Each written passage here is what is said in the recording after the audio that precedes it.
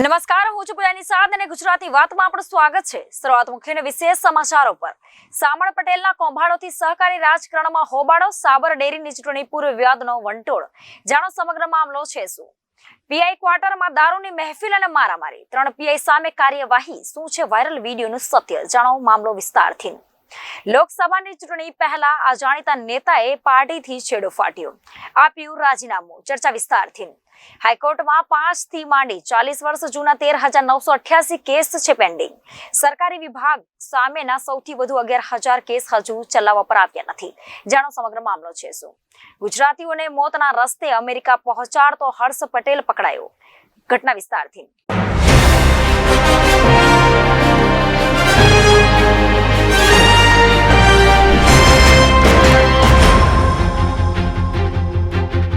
તો ચર્ચા કરી ગુજરાતની વાતમાં સમાચાર વિગતવાર।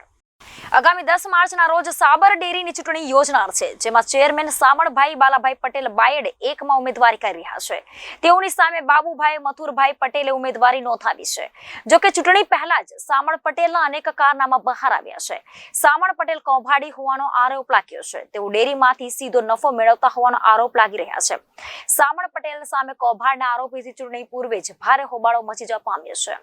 અરવલ્લી અને સાબરકાંઠા જિલ્લાના 6 લાખથી પણ વધુ પશુપાલકોની મહેનત પર પાણી ફરી વળ્યું છે। સામળ પટેલ સામે થયેલા સંખ્યાબંધ આરોપો બાદ ફોર્મ ચકાસણી દરમિયાન બાબુભાઈ પટેલે વાંધો રજૂ કરીને સામળભાઈ પટેલનું ફોર્મ રદ કરવાની માંગણી કરી હતી।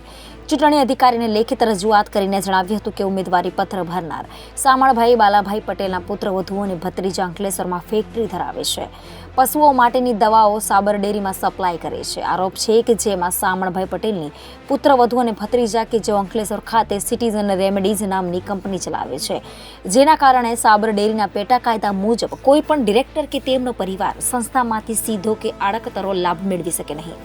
આમ ઉપરોક્ત કારણોસર તેમનું ફોર્મ રદ કરવાની માંગણી કરતા સાબરકાંઠા અને અરવલ્લી જિલ્લામાં ચકચાર મચી જવા પામી છે।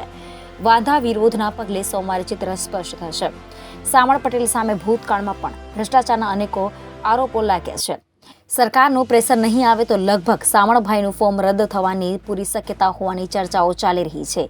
જો ચૂંટણી અધિકારી દ્વારા સામળભાઈ બાલાભાઈ પટેલનું ફોર્મ રદ કરવાનો નિર્ણય લેવામાં આવશે તો તેઓને હાથે કર્યા હૈયે વાગ્યા જેવો ઘાટ સર્જાશે અને સાબર ડેરીમાં તેમનું મીંડું વળી જાય તેવી શક્યતાઓ પણ જોવા મળી રહી છે।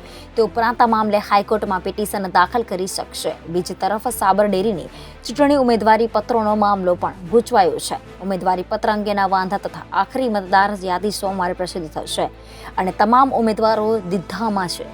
132 ઉમેદવારો પૈકી મોટા ભાગના ઉમેદવારોને માથે તલવાર લટકી રહી છે। ગુજરાતમાં દારૂબંધીની વાતો માત્ર કાગળ પર જ હોય છે અને કહેવા પૂરતી કાર્યવાહી થઈ રહી છે। દારૂને લઈને ગુજરાત પોલીસ હંમેશા વિવાદમાં રહી છે। તાજેતરમાં વાયરલ થયેલા એક વિડીયોના દ્રશ્યોએ ખેડા પોલીસને મોઢું બતાવવા જેવી રાખી નથી। ખેડા જિલ્લાના મુખ્ય મથક નડિયાદ અને બનેલી ઘટનાએ સમગ્ર ગુજરાત પોલીસની આબરૂને દાવ પર લગાવી દીધી છે। આ કોઈ નવી ઘટના નથી। ભૂતકાળમાં પણ પોલીસ અધિકારી કર્મચારી દારૂના નશામાં ધૂત થઈ ગયા હોય, મારામારી કરી હોય એવા અનેકો ઘટનાઓ સામે આવી ચૂક્યા છે। ખેડા પોલીસની વાયરલ વિડીયોમાં હાજરી અને ત્યારબાદ તેમજ અગાઉ 2 પીઆઈ સામે કરવામાં આવેલી કાર્યવાહી પોલીસ બેડામાં ચર્ચાનો વિષય બન્યો છે। જાણો સમગ્ર હકીકત છે શું। સોશિયલ મીડિયામાં વાયરલ થયેલા વિડીયોમાં ખેડા પોલીસના 3 પોલીસ ઇન્સ્પેક્ટર સહિત કુલ 6 જણા દેખાઈ રહ્યા છે, જ્યારે એક વ્યક્તિ અન્ય ઘટના સ્થળે હાજર છે। ડાઇનિંગ ટેબલ પર ચાલી રહેલી કથિત દારૂની મહેફિલ દરમિયાન 2 જણા કોઈ વાતને લઈને ઝઘડી પડે છે અને ગાળો સાથે મારામારી પર ઉતરી આવે છે। પ્રાપ્ત માહિતી અનુસાર ઝઘડો કરનારા બંને શખ્સો આણંદ ખાતે રહે છે અને એન્જિનિયર છે। વિડીયોમાં ટેબલ પર દારૂની બોટલ અને ગ્લાસ પડેલા હોય તેવું પણ દેખાઈ રહ્યું છે। ખેડા પોલીસના 3 પીઆઈની હાજરીમાં થયેલી મારામારી ગાળાગાળીનો વિડીયો સોશિયલ મીડિયા પર વાયરલ થતા ચકચાર મચી ગઈ છે। સૂત્રો પાસેથી મળતી માહિતી અનુસાર આ ઘટના પોલીસ ઇન્સ્પેક્ટરના સરકારી આવાસમાં બની છે। અમદાવાદ ગ્રામ્ય પોલીસના કડભા પોલીસ સ્ટેશનમાં પીએસઆઈ જયેશ કલોત્રાને 1 મહિના અગાઉ જ ઇન્ચાર્જ એસપી મેઘા તવરે સસ્પેન્ડ કર્યા હતા। મોટા પ્રમાણમાં જપ્ત કરાયેલી વિદેશી દારૂનો નાશ કરવાના બદલે તેમાંથી 150 થી 200 પેટી દારૂની ચોરી કરનારા પીએસઆઈ જેયુ કલોત્રા સામે ગુનો નોંધવાના બદલે સસ્પેન્ડ કરી ભીનું સંકેલી લેવામાં આવ્યું હતું। આ ઘટનામાં ઉચ્ચ પોલીસ અધિકારીએ વ્યક્તિગત ફાયદા માટે મહત્વની ભૂમિકા ભજવી છે। અમદાવાદ ગ્રામ્યમાં કરાયેલી કાર્યવાહીની જેમ ખેડા પોલીસ પણ ભીનું સંકેલશે કે કેમ તેને લઈને પોલીસ બેડામાં ચર્ચા શરૂ થઈ ગઈ છે। ખેડા પોલીસના 3 પોલીસ ઇન્સ્પેક્ટર કથિત દારૂની મહેફિલ મારામારીનો વિડીયો વાયરલ થયો તેના 10 દિવસ અગાઉ જ 2 પીઆઈની બદલી કરી દેવાઈ હતી. ખેડા જિલ્લા પોલીસ વડા રાજેશ ગઢિયા ગત 14 ફેબ્રુઆરીના રોજ પીઆઈ HB ચૌહાણ અને YR ચૌહાણની પોલીસ સ્ટેશન ખાતેથી બદલી કરી લીવ રિઝર્વમાં મૂકી દેવાયા હતા. PI Harpal Chauhan Nadiad town police station ખાતે અને પીઆઈ યશવંત ચૌહાણ નડિયાદ પશ્ચિમ પોલીસ સ્ટેશન ખાતે ફરજ બજાવતા હતા. કચેરી આદેશ અનુસાર બંને પીઆઈની બદલી વહીવટી કારણોસર કરવામાં આવી હતી તેવો પત્રમાં ઉલ્લેખ છે. વાયરલ વિડીયોમાં દેખાતા 3 પીઆઈ પૈકી 2 સામે અગાઉ કયા મુદ્દે કાર્યવાહી કરવામાં આવી હતી તેને લઈને સવાલો ઊભા થઈ રહ્યા છે.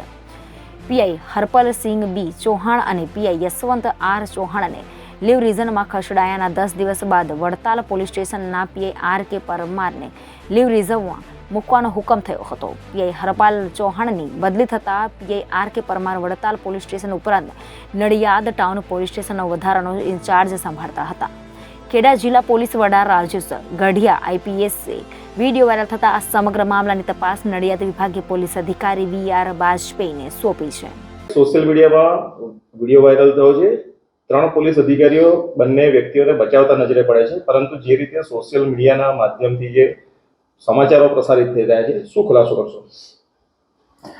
જે વિડીયો વાયરલ થઈ રહ્યો છે એને ખૂબ ગંભીરતાથી લઈ અને તપાસ કરવામાં આવી રહી છે અને તાત્કાલિક જે 3 પીઆઈ છે એ 3 પીઆઈને લીવ રિઝર્વમાં કંટ્રોલ રૂમમાં એમની ટ્રાન્સફર કરી દેવામાં આવેલી.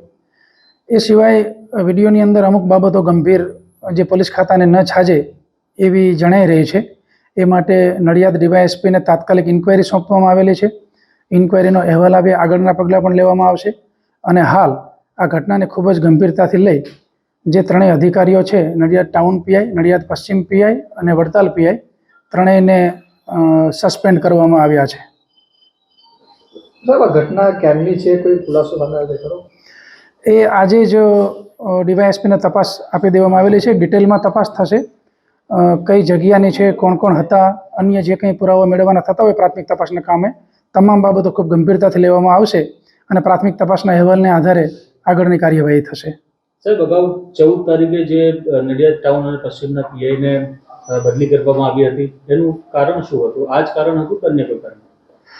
જે તે વખતે કોઈ ચોક્કસ પુરાવાને આધારે કોઈ બાબત પેપર પર નહોતી, પરંતુ જે અમુક બાબતો જણાઈ આવેલી જેના આધારે એમને લીવ રિઝર્વમાં મૂકવામાં આવેલા અને જે વડતાલ પીઆઈ છે એમને આજરોજ લીવ રિઝર્વમાં મૂકવામાં આવેલા અને 3 અધિકારીઓને ફરજ મોકૂફ કરવામાં આવેલ છે. લોકસભાની ચૂંટણી પહેલા ગુજરાત કોંગ્રેસમાં સતત નવા જૂની જોવા મળી રહી છે. પાર્ટીમાંથી એક પછી એક નેતાઓ પોતાના પદ પરથી રાજીનામું આપી રહ્યા છે, ત્યારે હવે વધુ એક કોંગ્રેસના વરિષ્ઠ નેતાએ પાર્ટીમાંથી રાજીનામું આપ્યું છે. મોરબીના પૂર્વ જિલ્લા કોંગ્રેસ પ્રમુખ જયંતિ જયરાજભાઈ પટેલે રાજીનામું આપી દીધું છે. જણાવી દઈએ કે જયંતિ પટેલ છેલ્લા ઘણા વર્ષોથી કોંગ્રેસ પાર્ટીમાં સેવા આપતા હતા. ગુજરાત કોંગ્રેસને વધુ એક ઝટકો લાગ્યો છે. લોકસભાની ચૂંટણી પહેલા ગુજરાત કોંગ્રેસના વધુ એક નેતાએ પાર્ટીને બાય બાય કહ્યું છે. માહિતી મુજબ મોરબીના પૂર્વ જિલ્લા કોંગ્રેસ પ્રમુખ જયંતિ જયરાજભાઈ પટેલે રાજીનામું આપ્યું છે. જણાવી દઈએ કે છેલ્લા ઘણા વર્ષોથી જયંતિભાઈ કોંગ્રેસમાં રહી પાર્ટીને આગળ ધપાવવા માટે કામ કરતા હતા. જયંતિભાઈ કોંગ્રેસ પક્ષમાંથી 7 વખત મોરબી માળિયા વિધાનસભાના બેઠક પર ચૂંટણી લડી ચૂક્યા છે. જયંતિભાઈ પટેલને કોંગ્રેસના ચુસ્ત અને આગ્રહી આગેવાનોમાં ગણવામાં આવે છે, પરંતુ થોડા દિવસો પહેલા મોરબી જિલ્લા કોંગ્રેસ પ્રમુખ તરીકે પક્ષ પલટો કરવાની ટેવવાળા કિશોર ચોખલિયાની નિમણૂક થતા કોંગ્રેસમાં એક જૂથે બળવો કર્યો હતો. ત્યારે આજે ગુજરાત પ્રદેશ કોંગ્રેસના પ્રમુખ શક્તિસિંહ ગોહિલને જયંતિભાઈ પટેલે સત્તાવાર રાજીનામું આપ્યું કોંગ્રેસ સાથે છેડો ફાટ્યો છે. ગીર સોમનાથમાં ઝડપાયેલા 350 કરોડના ડ્રગ્સ પકડવા મામલે મત મંતાતર છે. ગૃહમંત્રીએ તો પોલીસને 10 લાખનું ઇનામ જાહેર કરી પ્રશંસાના ફૂલ વેરી દીધા છે, પણ ખારવા સમાજનો તેમાં શું રોલ છે તે જોઈએ. સાબાસ ગુજરાત પોલીસ. ગુજરાતની પોલીસ ડ્રગ્સ માફિયા ઉપર ભારે પડી રહી છે. હરસંઘવી જાહેરમાં બોલી રહ્યા છે કે પોલીસ કામગીરી કરે છે એટલે ડ્રગ્સ પકડાઈ રહ્યું છે. ગઈકાલે પણ એમણે ગુજરાત પોલીસના મોફાટ વખાણ કર્યા હતા. ડ્રગ્સ પકડનાર પોલીસને 10 લાખનું ઇનામ પણ જાહેર કરાયું છે. ઈરાન અને પાકિસ્તાનની કાર્ટેલ તોડી ગુજરાત પોલીસ દ્વારા કરાતી કામગીરી કાબિલે દાદ છે. ડ્રગ્સ એ દૂષણ છે જે આજની યુવા પેઢીને ગળી જાય છે. આ દૂષણને ડામવું એ પોલીસની પ્રાથમિક ફરજ છે. ગુજરાતમાં 350 કરોડનું ડ્રગ્સ પકડાયું એ કોઈ નાની સૂની બાબત નથી, પણ ડ્રગ્સ કોને પકડ્યું અને ઇનામના ખરા હકદાર કોણ એ સૌથી મોટો સવાલ છે. કારણ કે ખારવા સમાજના ઉપપ્રમુખ જીતુભાઈ મોહનભાઈ કુહાડાએ દાવો કર્યો છે કે ચોરીની શંકાથી પીછો કરાયા બાદ ડ્રગ્સ પકડાતા અમે એસપીને જાણ કરી અને એસપીએ અડધી રાત્રે દોડી આવીને બાકીની કાર્યવાહી કરી ડ્રગ્સનો બીજો જથ્થો બોટમાંથી પકડ્યો હતો. બીજી તરફ એસપી એમ કહી રહ્યા છે કે અમને બાતમી મળી હતી, એ આધારે અમે 4 ટીમો બનાવી હતી અને ડ્રગ્સ લઈને જતી એક કારને આંતરીને અમે ડ્રગ્સ પકડી હતું. અમારી ટીમોએ ઇકો કારને રોકી એમાં તલાશી લેતા ડ્રગ્સનો જથ્થો પકડાયો હતો. હવે પહેલો સવાલ એ છે કે ડ્રગ્સ પકડ્યું કોણે? પોલીસ કહે બાતમીના આધારે ટીમો બનાવી કારને આંતરીને પકડી, તો ખારવા સમાજના પ્રમુખ કહી રહ્યા છે કે અમે પકડીને પોલીસને જાણ કરી. આ બંનેના નિવેદનોનો અલગ અલગ છે. ગુજરાતના ગૃહમંત્રીએ તો પોલીસને 10 લાખનું ઇનામ જાહેર કરી પ્રશંસાના ફૂલ વેરી દીધા છે. પણ સવાલ એ છે કે જે પોલીસને બહાદુરીનું ઇનામ મળી રહ્યું છે એ પોલીસ ખરેખર ઇનામની હકદાર છે? જેમણે પોલીસને મદદ કરી એમનો જસ પોલીસ લઈ ગઈ છે કે ખારવા સમાજના પ્રમુખ ખોટું બોલી રહ્યા છે? બનાવ અંગે માહિતી આપતા ગીર સોમનાથ પોલીસ અધિક્ષક મનોહરસિંહ જાડેજાનું કહ્યું છે કે પોલીસને મધ્યરાત્રિએ જે બાતમી મળી હતી તેના પર સ્પેશિયલી ઓપરેશન ગ્રુપ અને ક્રાઇમ બ્રાન્ચ સહિતના અધિકારીઓ કર્મચારીઓ દોડી ગયા હતા અને વોચ ગોઠવીને કન્સાઇનમેન્ટ રિસીવ કરનાર અને દરિયાઈ માર્ગે કન્સાઇનમેન્ટ લઈ આવનાર તમામને રંગે હાથ ઝડપ્યા હતા. કન્સાઇનમેન્ટ લઈને આવનાર ખલાસીને પૂછપરછ કરતા આંતરરાષ્ટ્રીય જળસીમમાંથી આ નશીલો પદાર્થ લઈને આવ્યા હોવાનું તેઓએ પોલીસને કબૂલાત આપી હતી. બોટમાંથી સેટેલાઇટ ફોન પણ મળી આવતા એટીએસ તેમજ ટેકનિકલ સહાય લઈને ગીર સોમનાથ પોલીસ આ બાબતે વધુ તપાસ ચલાવી રહી છે. આ કેસમાં પોલીસની કામગીરી કાબિલે તારીફ છે. એસપી અડધી રાત્રે ઘટના સ્થળે દોડી ગયા હતા, જેઓની ટીમે પૂછપરછ કરી ડ્રગ્સનો બીજો કોથળો પણ પકડ્યો હતો. પોલીસની સતર્કતાથી 350 કરોડનું ડ્રગ્સ પકડાયું છે, પણ પોલીસે પકડ્યું એમાં રાત દિવસનો તફાવત છે. થોડા દિવસો પહેલા વિધાનસભામાં હર્ષ સંઘવીએ વિધાનસભામાં એક નિવેદન આપતા કહ્યું કે ગુજરાતમાં ડ્રગ્સ પકડાય છે અને પોલીસ પકડે છે, એમાં ભેદ છે. અધ્યક્ષજી વિપક્ષને આ સમજાવો કે પોલીસ પકડી રહી છે એટલે ડ્રગ્સનો ખુલાસો થાય છે. અહીં પણ એ જ છે. ડ્રગ્સ પકડાયું અને પોલીસે પકડ્યું એમાં અંતર છે. કારમાંથી રહેલા શખ્સને પૂછ્યું હતું કે વહાણમાં શું ચોર્યું છે.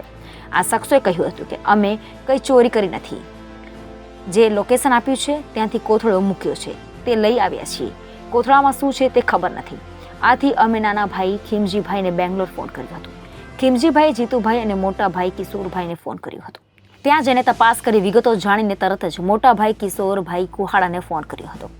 કિશોરભાઈ કુહાડાએ જિલ્લાના એસપીને વાત કરતા માટે કહ્યું હતું.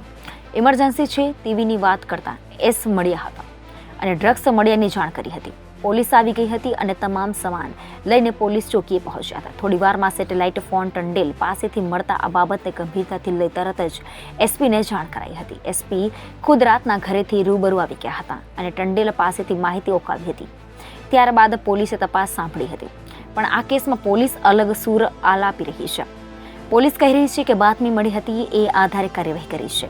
ગીર સોમનાથ જિલ્લાના એસપી મનોહરસિંહ જાડેજાના માર્ગદર્શન હેઠળ મળેલી બાતમીના આધારે એલસીબી પીઆઈ એમ રાણા, એસઓજીના ઇન્ચાર્જ પીઆઈ એબી જાડેજા સહિતની ટીમોએ ગઈકાલે રાત્રે વેરાવળ બંદર નજીકથી કારમાં પસાર થતા આસિફ ઉર્ફે કારા જુસબ સમા અને તેના મિત્ર અરબાઝ અનવર સામેના અટકાવી ઇકો કારની તલાશી લેતા તેમાંથી 25 કિલો હિરોઈનનો જથ્થો મળી આવ્યો હતો.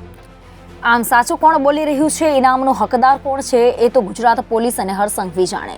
પણ આ કેસ ગુજરાતમાં ચર્ચાસ્પદ બન્યો છે. બીજી તરફ ખારવા સમાજના પટેલે જીતુ કુહાડાએ આપેલી પ્રતિક્રિયામાં જણાવ્યું હતું કે મને નાના ભાઈનો ફોન આવ્યો હતો કે તમે ફેક્ટરીએ પહોંચતા નાના ભાઈ ખીમજીભાઈએ કહ્યું હતું મને આપણા ટંડેલ પર શંકા છે, આથી ટંડેલ પર વોચ રાખી હતી. બપોરના સમયે બોટ આવી ત્યારે વોચમાં રહેલો છોકરો ગાડી છુપાવીને ઊભો હતો. રાતે 8:30 અને 9 વાગ્યા ત્યારે એક GJ3 વાળી ગાડી આવી હતી. આ કાર આપણી બોટની સાઈડમાં રિઝર્વ રાખીને ઊભી હતી. કારમાં ઉતરેલા 2 શખ્સો પાનની દુકાને ગયા હતા. બોટમાંથી 2 ખલાસી પર આવ્યા અને ત્યાંથી નીચે ગયા હતા. 2 ખલાસીએ બોટમાંથી કોથળો લઈને કાર મૂક્યો હતો. 2 શખ્સો કારમાં બેસી ગયા હતા અને હંકારી દીધી હતી. આ કાર પૂર ઝડપે ભગાવવામાં આવી હતી. ત્યારે વોચમાં રહેલા જીતુભાઈના માણસે કારનો પીછો કર્યો હતો. જીતુભાઈ અને તેમના મિત્ર પર તરત જ કાર લઈને પીછો કરવા લાગ્યા હતા. વેરાવળ બંદરથી 2 થી 2.5 કિલોમીટરની દૂર નલિયા ગોદી થઈને આગળ જતા આઈડી ચૌહાણ સ્કૂલ પાસે ટ્રાફિક હતો અને સ્પીડ બ્રેકર આવતા કોથળો લઈને જતી કાર ધીમી ધીમી પડી હતી. પીછો કરી રહેલી 2 કાર શંકાસ્પદ રીતે વસ્તુ લઈને જતી ઇકો કારને આંતરી હતી. ઇકોની આગળ બંને કાર ક્રોશમાં મૂકી દેવામાં આવી હતી. અમેરિકા કેનેડા બોર્ડર પર ઘૂસણખોરી કરવાના પ્રયાસ દરમિયાન કલોલનો ડીંગુચા પટેલ પરિવાર મોતને ભેટ્યો હતો. કેનેડામાં ડીંગુચા ગામના પટેલ પરિવારના 4 સભ્યોના મોત થયા હતા, ત્યારે આ કેસમાં હવે મોટા પુરાવો હાથ લાગ્યો છે. ભારતીયોને અમેરિકામાં ગેરકાયદેસર પ્રવાસ કરાવનાર આરોપીની ધરપકડ કરવામાં આવી છે.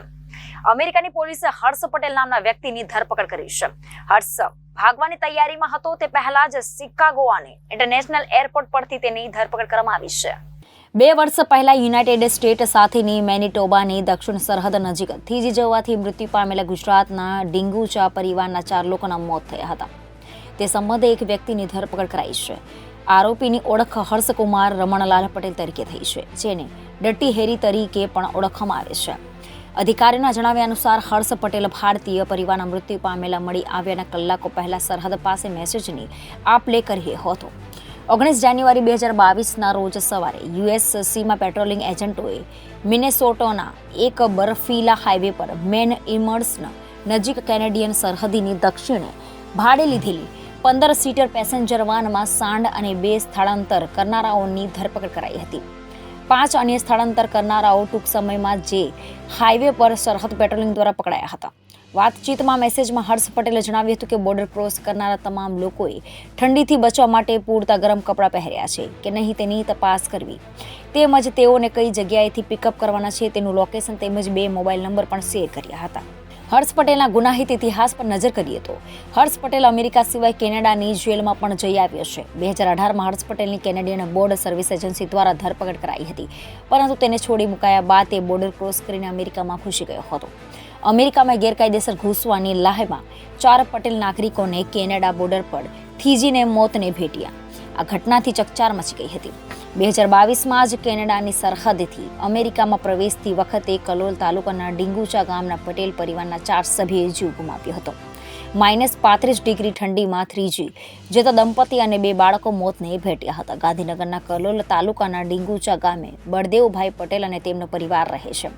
10 દિવસ અગાઉ બળદેવભાઈનો પુત્ર જગદીશ પટેલ અને તેના પત્ની તેમજ પુત્રી 10 દિવસ અગાઉ એજન્ટ મારફતે કેનેડા ગયા હતા. કેનેડા ગયા બાદ તેમનો સંપર્ક થયો ન હતો, જેના બાદ તેમણે કેનેડા બોર્ડર પર મોતના સમાચાર સામે આવ્યા હતા. ગુજરાતના સૌથી મોટા એવા અમદાવાદના કાલુપુર રેલવે સ્ટેશન સહિત 9 રેલવે સ્ટેશનના રીડેવલપમેન્ટના ખાતમુહૂર્ત આવતીકાલે 26 ફેબ્રુઆરીએ વડાપ્રધાન નરેન્દ્ર મોદી દ્વારા વિડીયો કોન્ફરન્સના માધ્યમથી કરાશે. સૌરાષ્ટ્રને સૌથી વ્યસ્ત એવા મુંબઈ રેલવે વ્યવહારને જોડતા અમદાવાદ, ચાંદલોડિયા, મણિનગર, વટવા એમ 3 રેલવે સ્ટેશનનું રીડેવલપમેન્ટ થશે. 35 જેટલા રેલવે લાઇન પર બનેલા અંડરબ્રિજ અને ઓવરબ્રિજના ખાતમુહૂર્ત અને લોકાર્પણ કરવામાં આવશે. સૌરાષ્ટ્ર તરફ જવા માટે દિવસે ને દિવસે રેલ ટ્રાફિકમાં વધારો થઈ રહ્યો છે. સાબરમતી ઉપરાંત ચાંદલોડિયા રેલવે સ્ટેશન પરથી પણ અનેક મુસાફરો રાજકોટ, જામનગર, પોરબંદર, દ્વારકા, ભાવનગર, જૂનાગઢ અને કચ્છ તરફ જતી ટ્રેનોમાં જતા હોય છે, જેના કારણે ચાંદલોડિયા રેલવે સ્ટેશનનું રીડેવલપમેન્ટ કરવામાં આવનાર છે. અમદાવાદ મુંબઈ વચ્ચેનો રેલ વ્યવહાર સૌથી વ્યસ્ત ગણાય છે. મુંબઈથી આવતી જતી ટ્રેનોમાં પૂર્વ વિસ્તારમાં રહેતા લોકોને કાલુપુર સુધી ન જવું પડે તેના માટે મણિનગર અને વટવા રેલવે સ્ટેશનને રીડેવલપમેન્ટ કરવામાં આવી રહ્યું છે. રીડેવલપમેન્ટ થનારા રેલવે સ્ટેશનો પર વર્લ્ડ ક્લાસ બિલ્ડિંગ, બુકિંગ અને પાર્સલ ઓફિસ, લિફ્ટ, એસ્કેલેટર, કોન્ફોર્સ, એસી વેઇટિંગ રૂમ, સુવિધાજનક પાર્કિંગ, આધુનિક કોચ, માર્ગદર્શન display board, announcement system, wifi, આધુનિક સીસીટીવી સિસ્ટમ, પૂરતી પ્રકાશ વ્યવસ્થા વગેરે સુવિધા ઊભી કરાશે. રેલવે લાઇન પર અંડરબ્રિજ, અંડરપાસ બનાવવાથી લોકોને રેલવેના પાટા ક્રોસ કરવામાં પણ સગવડ મળશે. ટ્રાફિકની સમસ્યાને પણ હળવી કરવા માટે લગભગ 230 કરોડ રૂપિયાના ખર્ચે અમદાવાદ ડિવિઝનમાં અસારવા, ગોરાધુમા, ચાંદલોડિયા, વટવા, અંજાર, રતલાન, ભુજ, ધીનોજ, છાપી, કમલી, મહેસાણા, જગુદત, કલોલ, ચાંદખેડા, વિરમગામ, સંડલા, બજાણા, જતપીપલી, વસાડવા, ઘનશ્યામગઢ, સુખપુર તેમજ હળવદમાં વિવિધ સ્થળોએ 35 રોડ અંડરબ્રિજના શિલાન્યાસ લોકાર્પણ વડાપ્રધાન દ્વારા કરવામાં આવશે. રેલવે સ્ટેશનોમાં આધુનિકરણ અને સુવિધાઓમાં સુધાર કરવાના હેતુસર ભારત સરકાર દ્વારા મોડ્યુલર કોન્સેપ્ટ પર વિશ્વસ્તરીય રેલવે સ્ટેશન બનાવવાની પરિયોજના શરૂ કરવામાં આવી છે, જે અંતર્ગત આધુનિક સુવિધાઓની જોગવાઈ કરીને ભવ્ય તેમજ વિશ્વસ્તરીય સ્ટેશન રૂપે રીડેવલપમેન્ટ કરવામાં આવશે.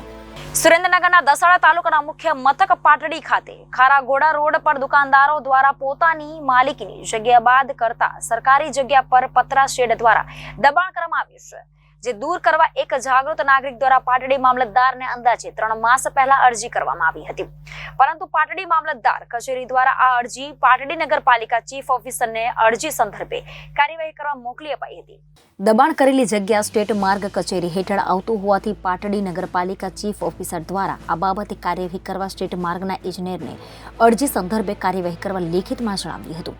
છતાં હજુ સુધી દબાણ હટાવવા કાર્યવાહી હાથ ધરવામાં ન આવતા અરજદારમાં રોષ જોવા મળ્યો હતો. ઉલ્લેખનીય છે કે દસાડા તાલુકાનું પાટડી મુખ્ય મથક છે, જેમાં કોર્ટ, સરકારી હોસ્પિટલ, શાળા, કોલેજ, ખેતીવાડી ઉત્પન્ન બજાર સમિતિ ખારાગોડા રોડ પર આવેલા છે. આથી શાળા કોલેજ છૂટવાના સમયે ભારે ભીડ જોવા મળશે. રોડ પરના દબાણને કારણે પાર્કિંગ સમસ્યા જોવા મળે છે. આથી જાગૃત નાગરિક દ્વારા આ બાબતને રજૂઆત કરવામાં આવી હતી, પરંતુ તંત્ર દ્વારા કાર્યવાહી કરવામાં ન આવતા રોષ જોવા મળ્યો હતો. હાઈકોર્ટના આદેશ મુજબ 10 વર્ષ કે તેથી જૂના કેસની યાદી તૈયાર કરવામાં આવી છે. હાલ હાઈકોર્ટમાં 13,988 કેસ પેન્ડિંગ છે. પડતર કેસને 3 કેટેગરીમાં વિભાજિત કરવામાં આવ્યો છે, જે મુજબ 10 વર્ષ કે તેથી વધુ જૂના કેસ, 5 થી 10 વર્ષ જૂના કેસ અને 5 વર્ષ કે તેથી ઓછા સમયના કેસનો સમાવેશ થાય છે. હાઈકોર્ટમાં પડતર 13,988 કેસમાંથી 11,000 કેસ સરકારના વિવિધ વિભાગો સામેના છે.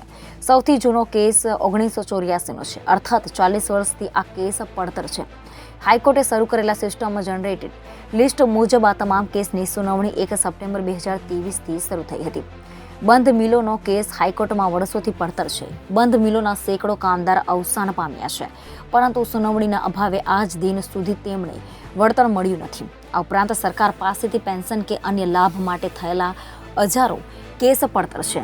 એવા સંખ્યાબંધ કિસ્સા છે, જેમાં લોકો ન્યાયની રાહ જોઈને અવસાન પામ્યા હોવા છતાં કેસ સુનાવણી પર પણ આવ્યો નથી. હાઈકોર્ટે શરૂ કરેલી નવી સિસ્ટમથી લોકોને ઝડપી ન્યાય મળી શકશે.